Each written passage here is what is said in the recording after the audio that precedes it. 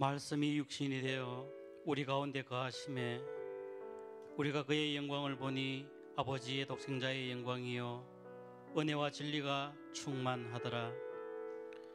독생자 예수님의 십자가의 보혈로 우리의 과거, 현재, 미래의 모든 죄를 단번에 영원히 용서하시고 취소될 수 없는 영원한 구원을 우리에게 베푸신 아버지의 크신 사랑에 감사를 드립니다. 예배 가운데 아버지의 이름이 높이 여김을 받으시오며 우리들도 하나님의 은혜와 영광 가운데 새 힘을 얻어 빛과 소금의 삶을 살게 하여 주시옵소서. 예수님의 이름으로 기원하옵나이다. 아멘. 요한복음 5장 2절에서 9절 말씀입니다. 예루살렘에 있는 양문 곁에 히브리 말로 베데스라 하는 못이 있는데 거기 행각 5이 있고 그 안에 많은 병자, 맹인, 다리 저는 사람, 혈기 마른 사람들이 누워 물의 움직임을 기다리니 이는 천사가 가끔 못에 내려와 물을 움직이게 하는데 움직인 후에 먼저 들어가는 자는 어떤 병에 걸렸든지 낫게 되밀어라. 거기 38회 된 병자가 있더라. 예수께서 그 누운 것을 보시고 병이 벌써 오래된 줄 아시고 이르시되 내가 낫고자 하느냐. 병자가 대답하여 이르되 주여 물이 움직일 때에 나를 못에 넣어주는 사람이 없어 내가 가는 동안에 다른 사람이 먼저 내려가나이다. 예수께서 이르시되 일어나 내 자리를 들고 걸어가라 하시니 그 사람이 곧 나서 자리를 들고 걸어가니라. 이날은 안식일이니. 아멘. 할렐루야. 우리 뜨겁게 아멘 합시다. 할렐루야. 오늘 하나님께서 여러분 한 분 한 분을 만나주시고 마음의 무거운 짐도 인생의 고통도 절망도 십자가에서 다 정리하시고 하나님이 주시는 희망을 붙드는 복된 역사를 허락해 주실 줄 믿으시기를 축원합니다. 어느 학교에서 음악 시간이었어요. 학생들에게 선생님이 피아노를 가르치고 있었습니다. 선생님이 피아노 앞에 앉아서 이제 설명을 했어요. 자, 여러분, 내가 한 음씩 피아노를 치면은 여러분도 따라 쳐야 해요. 알았지요? 이러니까 일제히 아들이 예, 선생님 알았습니다 라고 대답을 했습니다. 자, 이제 선생님이 도를 칩니다. 도를 딱 치니까 아이들이 따라서 도를 쳤어요. 자, 내를 쳐요. 내를 쳤어요. 자, 아이들도 내를 쳤습니다. 그런데 갑작스럽게 선생님이 미를 치려고 하는데 어떤 아이가 미를 쳐버렸어요. 선생님이 화가 났어요. 어느 놈이 미쳤어! 이렇게 큰 소리를 냈습니다. 그랬더니 어떤 아이가 손을 들면서 제가 미쳤어요. 그렇게 이야기를 했습니다. 선생님이 막 화를 더 내면서 왜 네가 미쳐? 왜 네가 미치냐고. 내가 먼저 미쳐야지. 이렇게 이야기를 했습니다. 여러분, 세상이 참 미쳐서 돌아가는 것 같습니다. 어쨌든 성경을 보면은 미친 사람이 나옵니다. 누구냐? 바울입니다. 바울은 사도행전 26장에 보면은 베스도 총독과 아그리빠 왕 앞에서 신문을 받으면서 하나님 나라 예수 그리스도에 대해서 강력하게 외칠 때에 베스도 총독이 이런 이야기를 합니다. 바울아 바울아 내가 미쳤도다. 너의 많은 학문이 너를 미치게 하였도다. 이렇게 이야기를 했습니다. 여러분, 그렇습니다. 사람들은 돈에 미치고 사람들은 쾌락에 미치고 세상 사람들은 지위에 미치고 세상 사람들은 아름다움에 미쳐서 살지만은 우리는 예수께 미치시기를 바랍니다. 사명에 미치시기를 바랍니다. 은혜에 미치시기를 바랍니다. 십자가에 미치시기를 바랍니다. 응답에 미치시기를 바랍니다. 하나님께 미치시기를 바랍니다. 그렇게 될 때에 여러분 우리 인생에 하나님의 개입과 역사와 표적과 흔적이 나타나고 우리 삶은 하나님의 인도하심으로 말미암아 형통한 역사들이 강력하게 나사렛 예수의 이름으로 일어날 줄 믿습니다. 여러분, 우리는 매주 예배를 드립니다. 1년이면 52회 예배를 드리게 됩니다. 거기에다가 뭐 다른 예배, 심야기도회, 또 새벽기도회, 여러 가지 이런 것들 저런 것들을 다 치게 되면은 여러분, 예수를 믿는 사람들이 드리는 예배가 적어도 뭐 한 300회 이상 500회까지 이렇게 넘어갈 수도 있습니다. 그런데 중요한 것은 그렇게 많은 예배를 드리고 말씀을 듣고 찬양을 하고 하는데 우리 삶에 동력이 생기고 변화가 일어나고 정말 내 속에서 들은 말씀, 받은 말씀이 강력한 에너지가 되어서 우리의 삶에 적용이 되고 있느냐 물었을 때에 여러분, 거기에 쉽게 아멘 할 사람이 별로 없다는 것이 우리 신앙의 어떠한 허점이기도 하다는 말씀입니다. 자, 여러분, 예수님께서 마가복음 16장 17절 말씀에 이런 말씀을 해주셨습니다. 믿는 자들에게는 이런 표적이 따르리니 곧 그들이 내 이름으로 귀신을 쫓아내며 새 방언을 말하며 아멘. 자, 여러분, 우리는 믿는 사람이에요. 아멘입니까? 그러면은 예수님께서 약속해 주신 이런 능력이 나타나야 정상이다, 그런 말씀이죠. 그게 뭡니까? 주님의 이름으로 귀신을 쫓아내며 할렐루야. 여러분, 새 방언을 말하며 아멘이지요. 뱀을 집어서 올리며 무슨 독을 마실지라도 해를 받지 아니하며 병든 사람에게 손을 얹은 적 나으리라. 할렐루야. 자, 여러분, 이런 능력이, 표적이, 역사가 우리 삶에서 나타나는 것은 자연스러운 일이고 분명한 일이다라고 하는 말씀이지요. 왜요? 주님의 약속이기 때문에. 나와 상관없는 주님이 주시마 약속했던 그 약속이기 때문에 나타나야 되는 겁니다. 그런데 여러분, 진짜 우리 삶에서 이런 것들이 나타납니까? 육신이 병들면은 여러분 움직이기가 어렵듯이 영혼이 병들면은 구원은 얻었다고 하지만은 이런 우리 삶 가운데의 믿음의 역사와 사랑의 수고가 나타나지 않는다는 이것이 문제라는 말씀이지요. 오늘 본문 말씀은 바로 그런 사람들에게 주님이 찾아오시고 회복시키시는 응답의 말씀인 줄 믿으시기를 축원합니다. 사실 오늘 본문 말씀을 가지고 제가 2022년 2월 13일 날 설교를 한번 했던 본문이에요. 그런데 여러분, 오늘은 다른 각도에서 말씀을 드립니다. 특별히 예수님께서 오늘 말씀을 보게 되면은 유대인의 명절이 되어서 예루살렘에 올라가시게 되었어요. 베데스다 못을 지나게 됩니다. 그러다가 그 못 주위에서 38년 동안이나 된 병자를 만나게 되었어요. 그리고 그 병이 오랜 줄 아시고 주님께서 묻습니다. 네가 낫고자 하느냐? 네가 낫고자 하느냐? 이렇게 묻습니다. 자, 여러분, 38년 동안 병치레에 지쳐서 베데스다 못가에 누워있는 이 병자에게 물으시는 물음은 어쩌면은 지금까지 신앙생활 해온 우리를 향한 주님의 뜨거운 질문인 줄 믿습니다. 오늘 여러분, 특별히 주님께서 우리를 향해서 네가 낫고자 하느냐? 네 가정이 낫고자 하느냐? 네 경제가 낫고자 하느냐? 네 자식이 낫고자 하느냐? 너의 인생이 낫고자 하느냐? 이 질문 앞에 여러분, 우리가 확실하게 분명하게 주님이 들으실 때에 받으실 만한 고백을 올려드리는 삶이 되시기를 주님의 이름으로 축원합니다.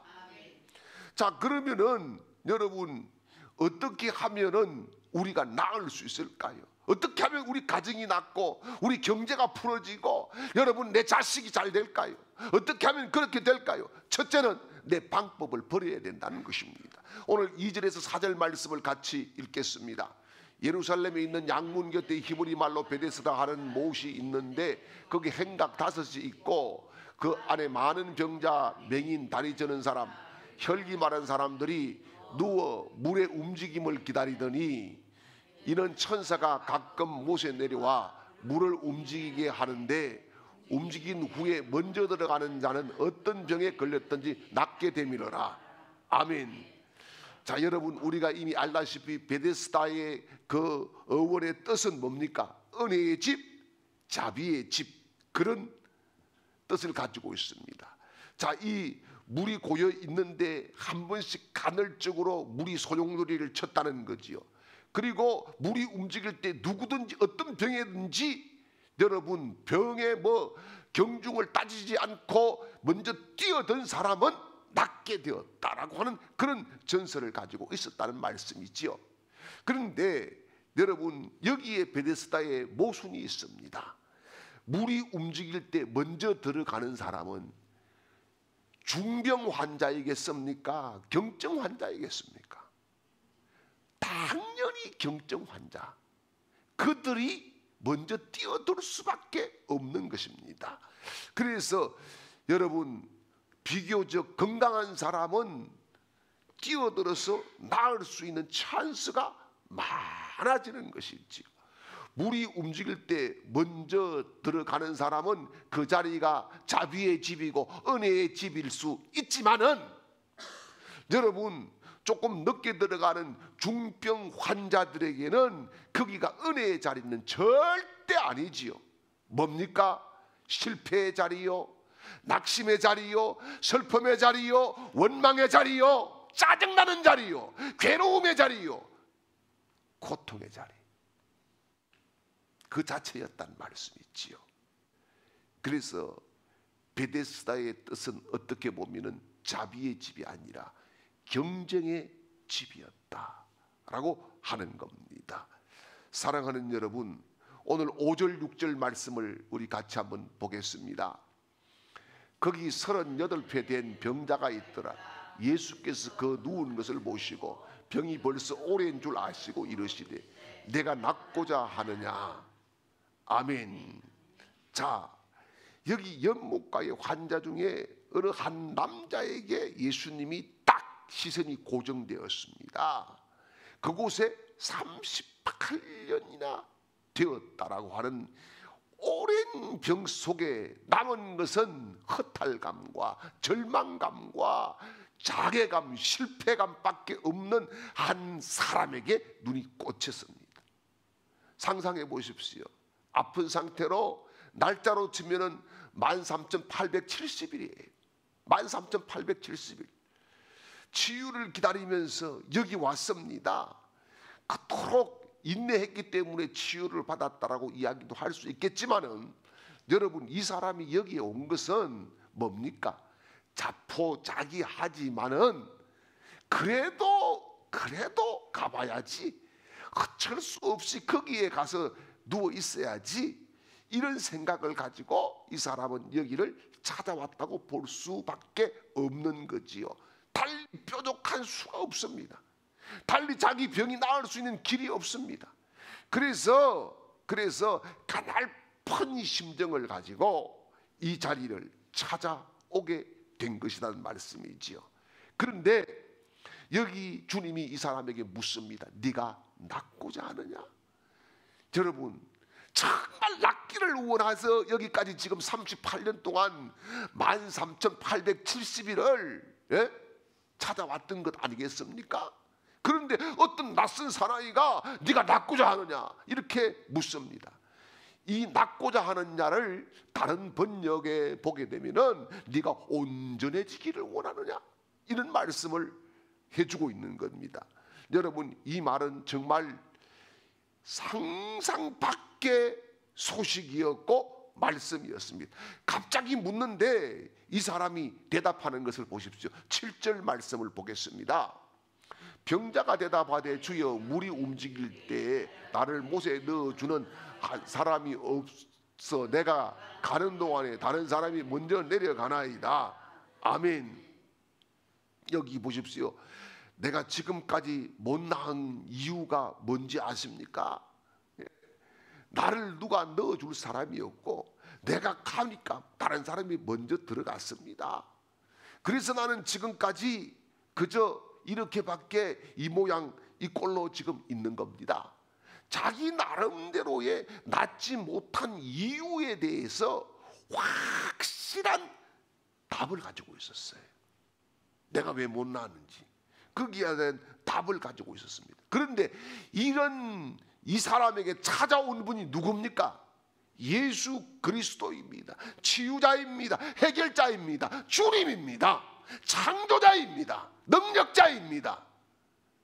그런데 이 사람이 하는 말이 뭐지요? 못에 넣어줄 한 사람이 없다라고 이야기를 합니다. 이게 뭐예요? 당신이 좀 넣어줄 수 있겠소? 이런 말입니다. 이 사람은 자기 방식이 뭡니까? 무조건 여기에 먼저 뛰어 들어가는 방식, 이것이 답이라고 생각을 합니다. 사랑하는 여러분, 우리도 믿음의 삶을 살고 또 신앙의 삶을 살아가면서 문제를 만날 때에 딱 자기가 정해놓은 이쪽이 답이다라고 생각을 하면서 거기에 답이 있는 것 외에는 다른 것을 놓치고 살 때가 얼마나 많아요. 하나님의 말씀을 놓치고 기도를 놓치고 하나님의 방법을 놓치고 내 생각에 꽂혀서 하나님이 가르쳐주시는 지혜가 있음에도 지혜마저도 놓쳐버리는 그런 이상한 현상들을 우리는 체험을 하고 살아간다는 말씀이지요. 여러분, 낳고자 하느냐 이렇게 주님이 물었을 때 이 사람은 누가 안 넣어줍니다. 당신이 넣어주겠어. 이거 말 필요가 없어요. 뭐라고 하면 돼요? 딱 두 글자, 아멘. 아멘이면 되는 겁니다. 아멘이면 말이지요. 여러분, 이 아멘은 내 방법을 포기하는 것이라는 선언인 줄 믿으시기를 축원합니다. 그렇습니다. 여러분, 이 사람의 특징은 주님을 자기의 주인으로 왕으로 치유자로 모시는 것이 아니라 자기를 그저 못에 들어다가 던져줄 수 있는 인생의 하나의 보조자로 어시스트로 그렇게 여기고 주님께 넣어줄 사람이 없다는 자기 인생의 한탄과 하소연을 하고 있는 모습을 볼 수 있습니다. 이것이 어쩌면 우리의 모습이에요. 뭐가 안 될 때 꼭 남에게 핑계를 댑니다.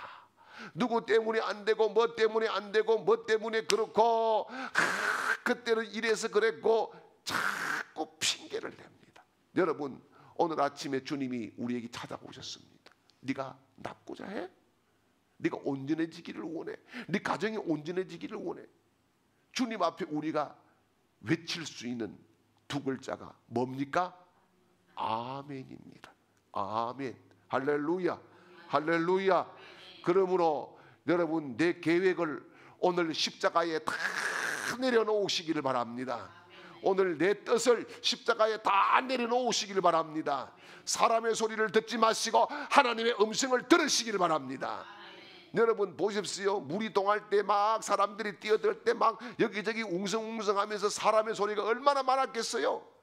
그런데 중요한 것은 사람의 소리를 듣지 않고 주님의 음성을 들을 때에 이 인생이 대반전의 역사가 이루어지더라는 사실이죠. 할렐루야. 여러분, 사람 소리 절대 듣지 마십시오. 여러분, 사람은 답이 아닙니다. 사람은 답이 아니에요. 사람의 소리는 방법이 아니에요. 사람의 소리는 길이 아닙니다. 예수 그리스도의 말씀이 방법이고 길이고 진리고 생명인 줄 믿으시기를 축원합니다. 그리고 두 번째는 희망을 가져야 된다는 겁니다. 내가 낳고자 하느냐? 이 물음의 또 다른 의미가 뭡니까? 38년 동안 그렇게 살았으면 포기할 만한데 희망을 가져라. 너 희망을 가져야 된다. 그런 말씀이지요. 신앙에서 가장 무서운 적이 여러분 마귀가 사탄이 아니에요. 마귀 사탄은 오늘 마가복음 16장 17절 말씀처럼 우리가 외치면 나간다 그러잖아요. 그게 아닙니다. 그건 뭘까요? 우리 내면 속에서 일어나는 자포자기입니다. 해도 안 된다. 해봤자 뭐 하겠느냐? 이 자포자기. 여러분, 이게 문제입니다. 이게 뭐예요? 영적으로 무뎌 있다는 말씀이지요. 여러분, 오늘도 주님의 좌우의 날선 검보다 더 예리한 하나님의 말씀을 받고 우리의 심령이 예리해지고 통찰력이 예리해지고 기도가 더 깊어지고 하나님이 주시는 영감으로 충만하시기를 주님의 이름으로 축원합니다. 예배도 보십시오. 예배도 보면은 여러분 한 번, 두 번 이렇게 빠질 때는요 굉장히 이게 마음이 불안하기도 하고 어떻게 보면은 이게 하나님이 지금 혼낼 거 아닌가. 11조도 한번 보십시오. 처음에 한두 번, 세 번 안 할 때는 어쩌지 하다가 조금 지나고 나면은 어때요? 무덤덤해집니다. 저희 고모부가 월남전에 참전을 했고 제 육촌 형님이 월남전에 다녀왔는데 그분들이 만나가지고 늘 옛날에 했던 이야기가 있어요. 월남전에 한 사람은 뭐 맹호부대고 한 사람은 또 뭐시기 뭐 청룡부대인가 그러는데 뭐 맹호가 이기니 청룡이 이기니 뭐 서로 그렇게 이야기하는데 그러면서 하는 말이 그렇습니다. 총을 쏘는데 처음에 적군을 향해서 총을 탁 쏘는데 사람을 죽이니까 너무너무 이게 막 어떻게 막 이 트라우마가 엄청나더라는 거예요. 그런데 나중에는 뭐 죽게 하면 살기니까 그냥 뭐 총 쏘고 뭐 수십 명 죽이고 나니까 뭐 마음이 덤덤하더라는 거지요. 여러분 사람이 그런 겁니다. 성도들이 능력이 온전하지 못하는 이유가 크게 두 가지가 있습니다. 하나는 나는 할 수 없어라고 하는 패배의식이에요. 두 번째는 나 같은 것이 뭘 하는 노예의식이에요. 여러분 패배의식과 노예의식을 오늘 예수님의 이름으로 다 잘라내시기를 주님의 이름으로 축원합니다. 여러분은 패배자가 아니에요. 할렐루야. 여러분은 주님 안에서 성공자인 줄 믿습니다. 여러분 하나님은 지금 현재 이 모습이 아니라 우리가 잘 되는 사람으로 디자인해 주신 줄 믿으시기를 축원합니다. 그렇습니다. 하나님께서 왜 이스라엘 백성들이 출애굽을 해서 40일 만에 들어갈 수 있는 가나안 땅을 40년 동안 광야 생활을 하면서 돌게 하셨을까요? 이유가 뭘까요? 그 이유는 바로 두 가지를 버리라는 거예요. 하나는 뭡니까? 패배의식 버려라. 패배의식 버려라. 그 다음에 하나는요 바로 노예의식을 버려라는 겁니다. 이것이 한마디로 줄이면 뭐예요? 출애굽만 하지 말고 달래굽을 하라 이런 말씀인 겁니다. 사랑하는 여러분, 사도 바울은 고린도후서 5장 17절에 그런 말씀을 합니다. 그리스도 안에 있으면 새로운 피조물이라. 이전 것은 지나갔으니 보라 새 것이 되었도다. 할렐루야. 할렐루야. 여러분 우리가 예수님을 믿기 전에는 실패자였습니다. 죄의 노예였습니다. 죽음의 노예였어요. 여러분 죽음이 우리 앞에 놓여 있었고 죽음이 두려운 것은 모든 것을 잃어버리는 이것 때문에 두려운 것 아니겠습니까? 그런데 주님은 그 죽음, 우리의 두려움, 우리의 가장 큰 적을 십자가에서 이기시고 부활하신 줄 믿습니다. 그러면 여러분 가정도 부활될 줄 믿습니다. 여러분 자녀도 부활될 줄 믿습니다. 여러분 인생이 부활될 줄 믿습니다. 여러분 경제가 부활될 줄 믿습니다. 하나님이 방법을 제시해 주시고 하나님이 그 놀라운 길들 예비하신 은혜들을 주실 줄 믿습니다.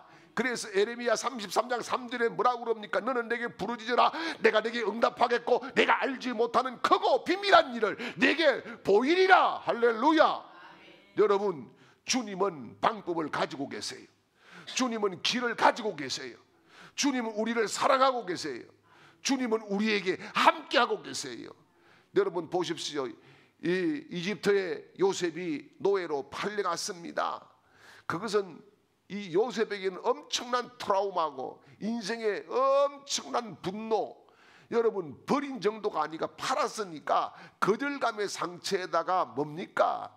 이거는 배신감의 상처, 말할 수 없는 그런 고통 속에서 함몰되어서 나올 수 없는 지경에 도달했었지만은 여러분 요셉은 자기 인생을 하나님 안에서 해석을 합니다.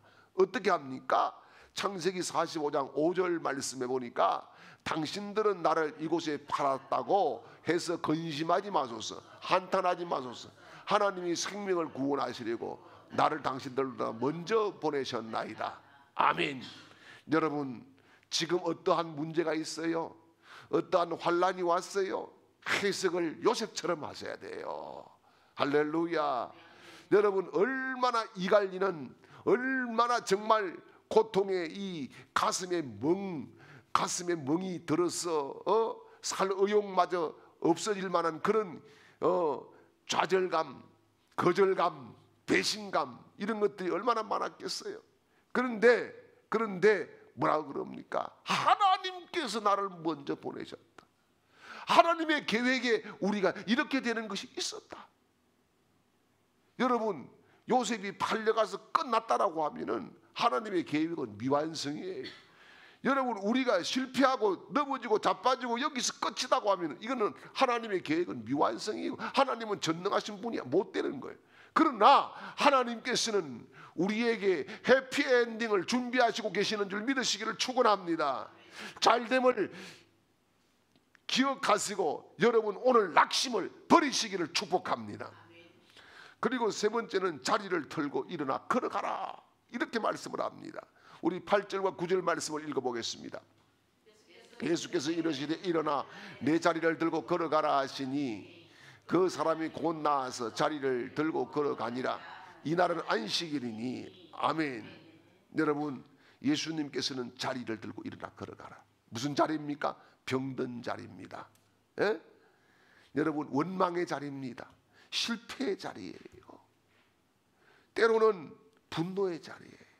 38년 동안 13,870일 동안 나는 할 수 없다고 풍선껌 씹듯이 다 씹어왔고 꼭 씹어왔던 폐차장에 여러분 그 기름때처럼 찌들은 그 패배의식, 실패의식을 버려라, 이렇게 말씀을 합니다.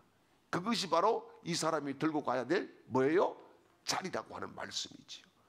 여러분, 예수님의 답은 명쾌합니다. 뭐지요? 38년 된 병자에게 뭐 설득하지 않아요. 야, 이러면 일어설 수 있고 저러면 뭐 될 수 있고 설교하지 않아요. 뭡니까? 딱 단도직입적으로 말씀합니다. 병자여 일어나시오. 그리고 자리를 드시오. 그리고 걸어가시오. 이 세 마디입니다. 첫째는 뭐라고 그래요? 일어나라고 말씀합니다. 여러분, 이것은 명령입니다. 38년 동안 누워있던 사람에게 이 명령은 어떻게 보면 나를 어떻게 보는 거야? 불가능한 명령일 수가 있어요. 하나님의 말씀은 여러분 항상 우리가 가능한 것만 하나님이 제시를 하지는 않아요. 우리가 도저히 이거는 불가능한 것 같지만은 여러분, 불가능한 말씀이 떨어질 때에도 이것이 나에게 주시는 확신과 아멘의 말씀이면은 뛰어서 일어나고 도전할 때에 여러분 걷고 뛰고 하나님께 영광을 돌리는 거룩한 기적이 일어날 줄 믿으시기를 축원합니다. 그 다음에 두 번째는 뭡니까? 자리를 들고, 이렇게 말씀합니다. 자리를 들어라.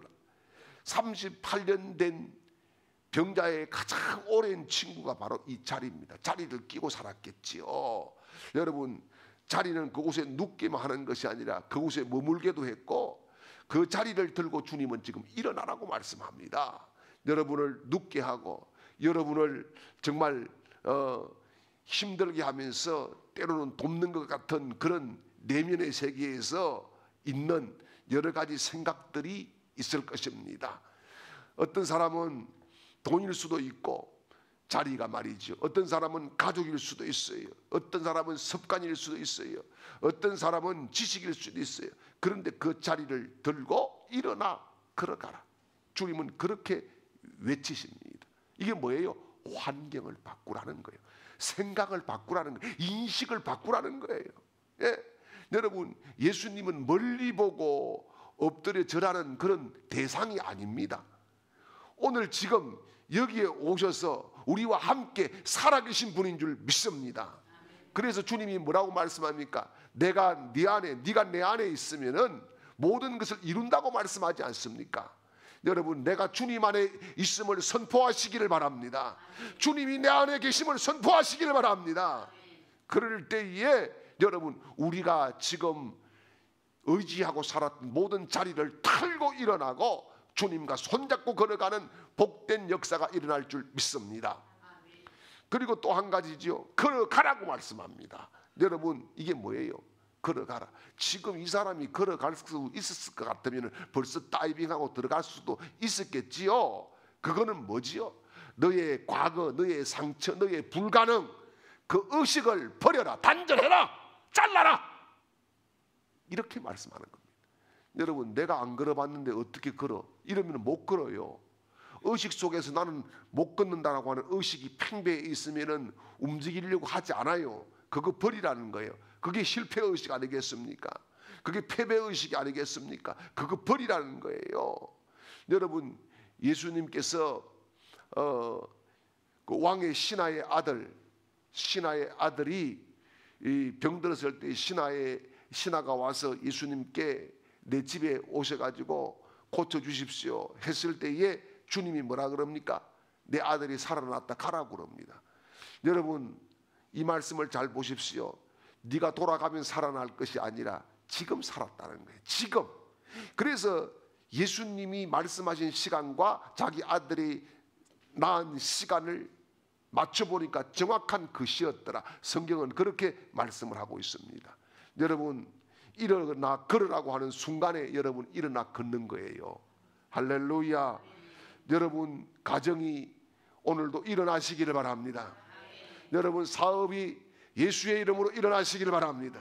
여러분 직장이 주님의 이름으로 일어나시기를 바랍니다. 우리 교회가 예수님의 이름으로 일어나 걷고 뛰고 찬미하는 축제가 있는 아름다운 교회가 될 수 있기를 주님의 이름으로 축원합니다.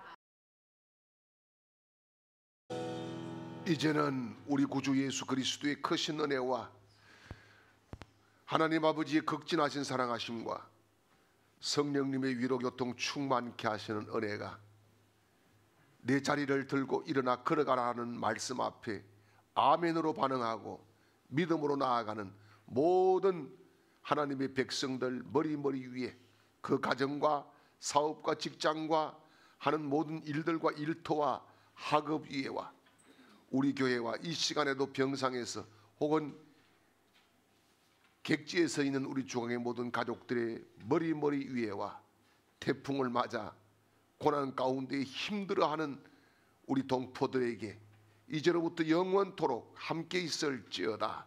아멘.